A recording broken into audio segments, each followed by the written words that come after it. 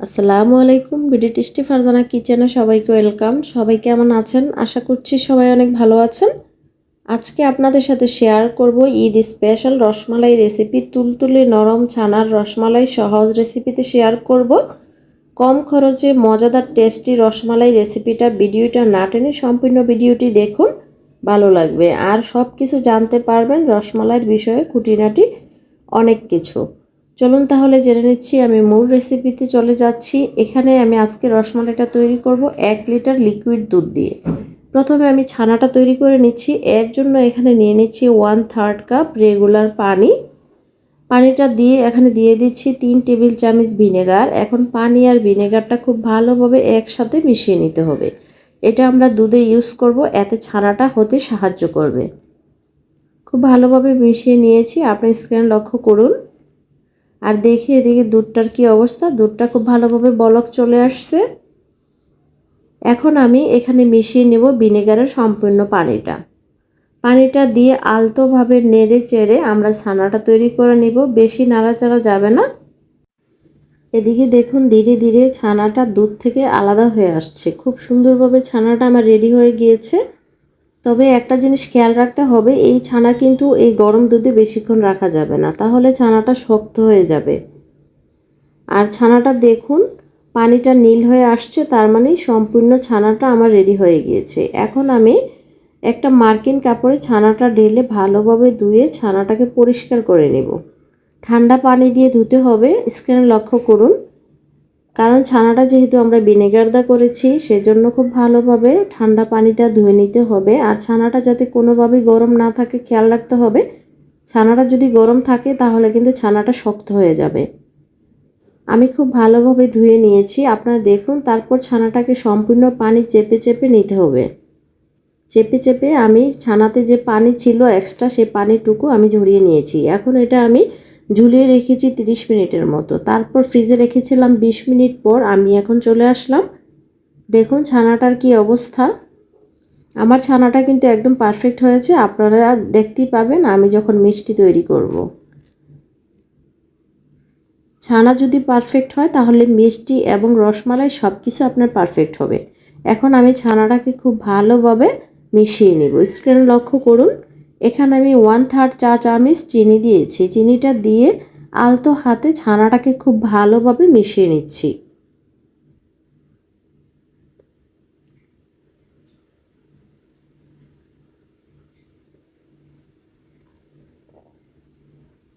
খুব ভালোভাবে মেখে নিতে হবে। স্ক্রিনে লক্ষ্য করুন আমি কিভাবে করছি।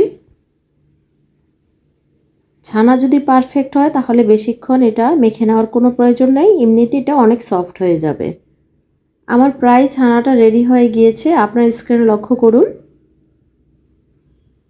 এখন আমি এখানে মিক্স করছি 1/2 চা চামচ অ্যারারুট পাউডার। আর আপনাদের হাতের কাছে যদি অ্যারারুট পাউডার না থাকে তাহলে এখানে আপনারা 1/2 চা চামচ কর্নফ্লাওয়ার এখানে অ্যাড করতে পারেন।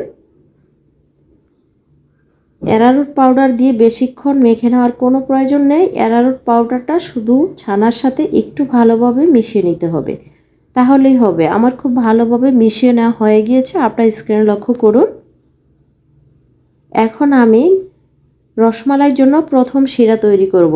এর জন্য আমি এখানে নিয়েছি 1/2 কেজি চিনি এবং নিয়েছি এখানে 250 গ্রাম পানি। এদিকে এখন আমি ছানা থেকে ছোট ছোট লেচি কেটে রসমালাইয়ের শেপ দিব। তবে আমরা যে রেগুলার সাইজের রসমালাই কিনে খাই, আমি সেই রেগুলার সাইজেরই শেপ দিব আজকে। আপনারা চাইলে একটু বড় ছোট করেও দিতে পারেন, এতে কোনো সমস্যা নেই।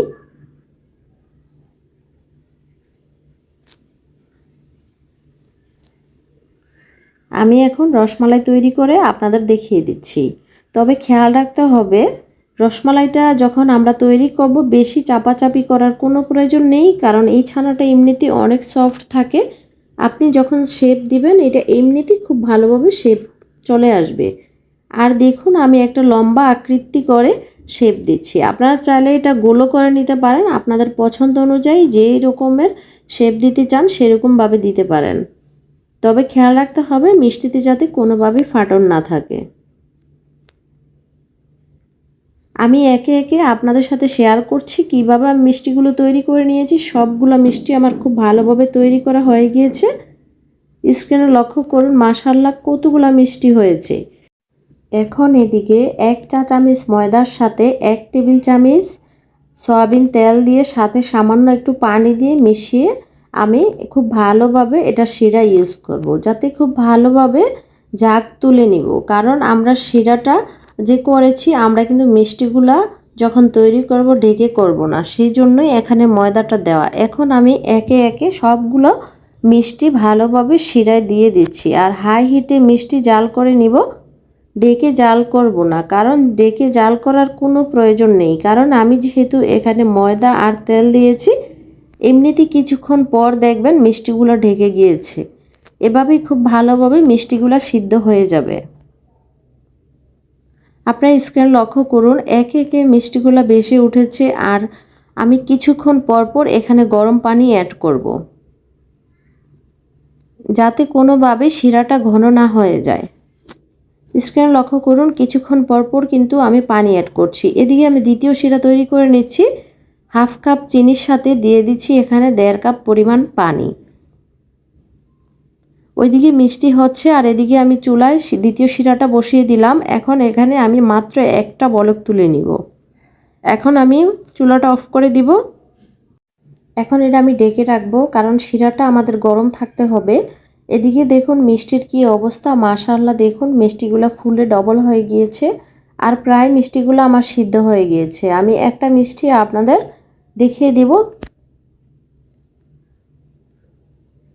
দেখুন আমি একটা বাটিতে সামান্য একটু পানি নিয়ে দিয়ে দিচ্ছি। যখন মিষ্টিটা ডুবে যাবে তখন বুঝতে পারবেন যে মিষ্টিটা খুব ভালোভাবে হয়ে গিয়েছে। আর যদি দেখেন যে একটু বেশি আছে আরও 2-3 মিনিটের মতো জাল করে নেবেন। আমার মিষ্টিগুলো খুব ভালোভাবে হয়ে গিয়েছে আর মিষ্টিটা হতে আমার সময় লেগেছিল 15 মিনিট। এখন আমি সাথে সাথে উঠিয়ে গরম শিরায় মিষ্টিগুলো দিয়ে দিচ্ছি। আর এই মিষ্টিগুলো আমরা সারা রাতের জন্য রেখে দিব। আর যদি সকালে করেন তাহলে রাত 10টার দিকে আপনারা এগুলো মালায়ে দিতে পারেন। আপনারা দেখুন আমার একটা মিষ্টিও ভাঙেনি আর দেখুন কি সুন্দর হয়েছে আর এতটা সফট হয়েছে। আপনারা নিজে যদি তৈরি করেন তখনই বুঝতে পারবেন। সারা রাত পর আমি এখন মালাই তৈরি করব। মালাই তৈরি করার জন্য এখানে আমি নিয়েছি 1 লিটার দুধ। ভালোভাবে জাল করে নিতে হবে আর উপরে যে সর উঠবে আমরা কিছুক্ষণ পর পর সরটা তুলে নিব। যেহেতু আমাদের হাতের কাছে যদি মালাই না থাকে তাহলে আমরা সরটাকে মালাই হিসেবে এখানে অ্যাড করব। আর যদি মালাই থেকে থাকে তাহলে এখানে 2 টেবিল চামচ মালাই অ্যাড করলেই দুধটা ঘন হয়ে যাবে। আমি দেখুন একে একে সর তুলে নিচ্ছি আর এদিকে 2 টেবিল চামচ চিনি আমি অ্যাড করছি। আর চিনিটা দিয়ে এখানে আমি 1 চা চামচ দিয়েছি অ্যারারুট পাউডার। আপনাদের হাতের কাছে যদি অ্যারারুট পাউডার না থাকে এখানে 1 চা চামচ কর্নফ্লাওয়ার অ্যাড করতে পারেন। আর আমি দুধটা জাল করে প্রথমে 400 গ্রাম করে নিব। আপনি 1 কেজি দুধকে জাল করে 400 গ্রাম অবশ্যই করে নেবেন, তাহলে মালাইটা পারফেক্ট হবে। খুব ভালোভাবে আমি জাল করে নিচ্ছি, আপনার স্ক্রিনে লক্ষ্য করুন।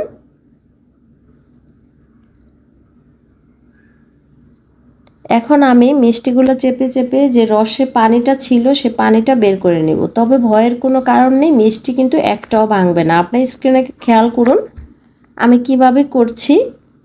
দেখুন একটা মিষ্টিও ভাঙেনি এবং ফাটেনি। আমি এখন ওপরে আগে থেকে সরটা দিয়ে দিচ্ছি। সরটা দিয়ে একটু ভেঙে দিতে হবে, অথবা যদি মাওয়া দেন মাওয়াটাও খুব ভালোভাবে ভেঙে দিতে হবে। খুব ভালোভাবে মিশিয়ে নিচ্ছি আর মিষ্টিগুলো এখন দিয়ে দিয়েছি আমি এখানে, আপনারা দেখুন। তারপর মিষ্টিগুলো মালাইয়ে দিয়ে 1 মিনিটের মতো এখানে আমি জাল করে নিব। দেখুন মাশাআল্লাহ মিষ্টিগুলো কি দুর্দান্ত এসেছে আর খেতে যে কি ভীষণ মজা হয়েছিল। আপনারা বাসায় যদি একবার ট্রাই করেন তখনই বুঝতে পারবেন এই মিষ্টি কতটা টেস্টের হয়েছিল আর কতটা পারফেক্ট হয়েছে। আপনার স্ক্রিনে নিজেই লক্ষ্য করুন, বুঝতে পারবেন। এই তো হয়ে গেল ভীষণ মজাদার রসমালাই রেসিপি।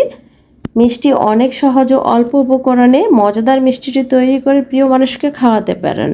আশা করছি অনেক ভালো লেগেছে। আমার রেসিপিটি যদি একটু হলেও ভালো লেগে থাকে অবশ্যই চ্যানেলটিকে সাবস্ক্রাইব করে পাশেই থাকবেন আর রেসিপিটিকে বেশি বেশি করে শেয়ার করে দিবেন।